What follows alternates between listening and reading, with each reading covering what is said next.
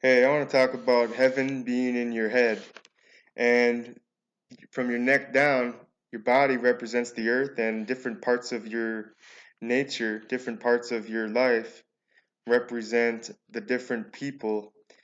When Jesus was walking around healing people and helping them and teaching them and rebuking them and feeding them, all those things he was doing, performing miracles, that represents him doing that in our lives.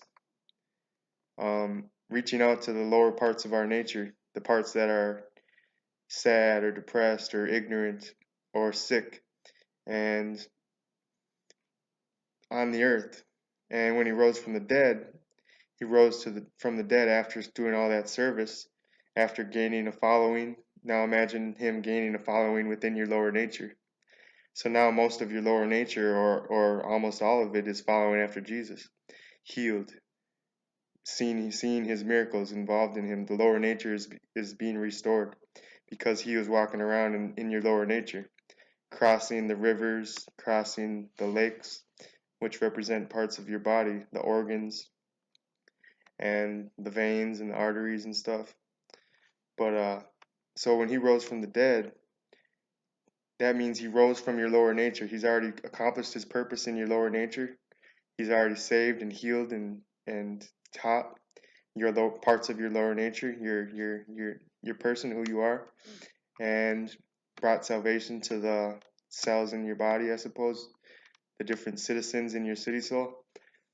But then when he raises from the valley of the shadow of death, which is your body, your lower nature, to be seated in the heavens, well, the heavens are your mind, your heart, your brain is the temple.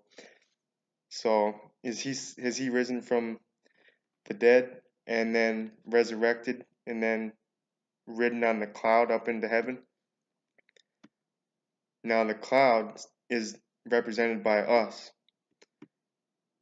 So is Christ seated on the throne here, or is he still trying to get your lower nature to follow suit, to follow after him?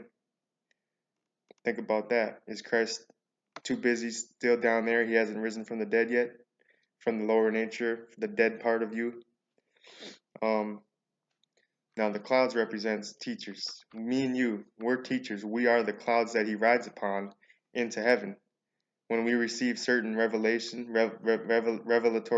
teachings, Christ rises on the cloud of those teachings, which drops rain onto the desert parts of our soul, and then he is seated on in the heavenly realms on the throne, the right side of the brain, which represents creativity, spirituality, artistry.